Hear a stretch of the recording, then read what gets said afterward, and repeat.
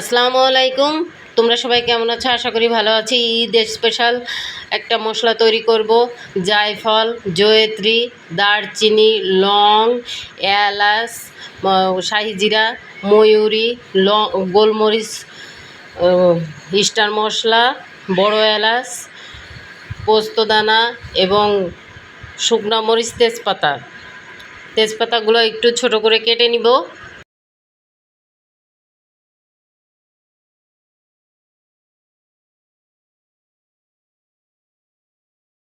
কাটা হয়ে গেছে। এই পর্যায়ে আমি একটা ফ্রাই প্যান বসিয়ে দেব। ফ্রাই প্যান বসিয়ে এখানে এক এক করে আমি মশলাগুলো দিয়ে দিব বন্ধুরা।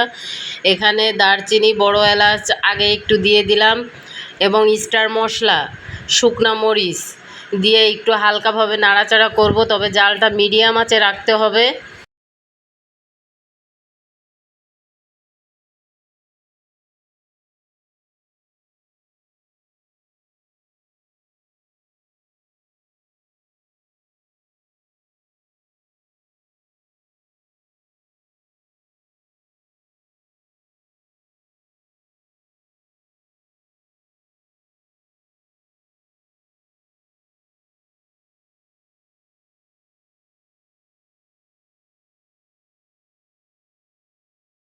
পর্যায়ে বাকি যে মশলাগুলো আছে ঢেলে দিব।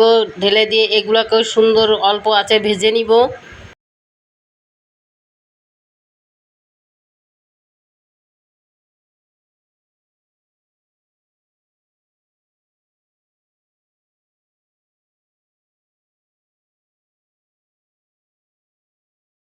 বন্ধুরা, মশলাটা মচমচে হয়ে গেছে। এই পর্যায়ে এটাকে আমি ব্লেন্ড করে নিয়েছি।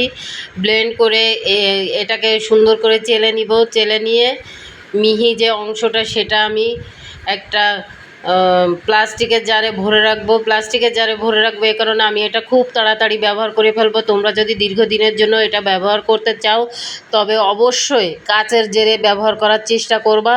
তো এই ঈদে এই স্পেশাল মশলাটা তৈরি করে তোমরা গোশ রান্না করে খেয়ে দেখবে কেমন হয়েছে। ভালো থেকো। আল্লাহ হাফেজ।